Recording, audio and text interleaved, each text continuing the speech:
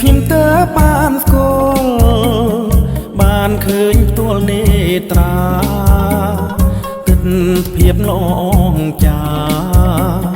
ចិត្តនឹកស្មានមិនដល់ស្ពានធំពួងសនលំកាត់លើដងវិថីអាគារខ្ពង់ពេកក្រៃស្ញប់ស្ញែងក្នុងចិន្តា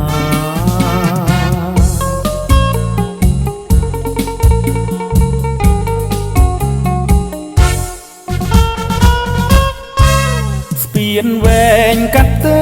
សមុទ្រនាវាលើជលសាមិនអាចពួននីឆ្លងក្រំស្ពានទៅមកខ្សែរថភ្លើងក្រោមដីក្បួនខ្នាតស្វ័យប្រវត្តិកិច្ចគ្នាជាងទៅមកដឹកអ្នកធ្វើដំណើរសួនដើរលេងកំសាន្តមានល្បែងឲ្យក្មេងប្រុងស្រីនាំប្រាជ្ញាឆ្លៀងវៃក្បួនអប់រំកុមារយកភ្លើងពណ៌ចំរងល្អណាស់ដូចឋានសួគ៌តាមវិញថៃនានាឡានបើកមកមិនដាច់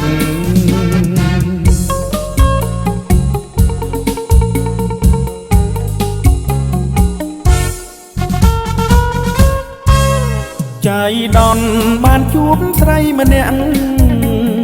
រូបល្អស្រងសោភាសង់វែងគ្របលើស្មាពណ៌ក្រហមទង់ដែងខ្ញុំចូលចិត្តសាកសួរដោយភាសាអង់គ្លេសនាងឆ្លើយតបជាខ្មែរនឹកសែនខ្មាំងស្ទើរស្លាប់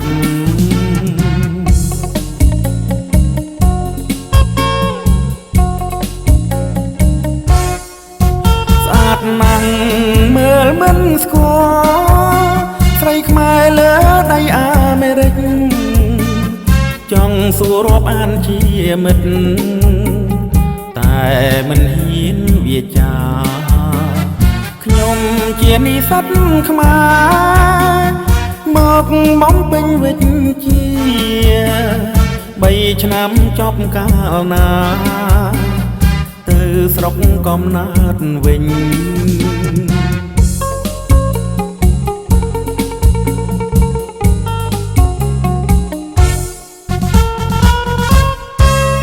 អាមេរិកជារមណីយដ្ឋានដល់ខ្មែរយើងប្រុងស្រីរួមពុំអ្នកអាស្រ័យដោយក្តីសុខខ្សែមខ្សានគិតទៅយងថ្លៃថ្នូរអនាគតល្អថ្កើងថ្កាឯរូបខ្ញុំក៏បានស្គាល់ទឹកដីអាមេរិកថ្ងៃណាទៀតនឹងបានជួបអាមេរិកម្ដងទៀតបើខ្ញុំមាននិស្ស័យជួបអាមេរិកម្ដងទៀតបើខ្ញុំមាននិស្ស័យវិលមកវិញម្ដងទៀត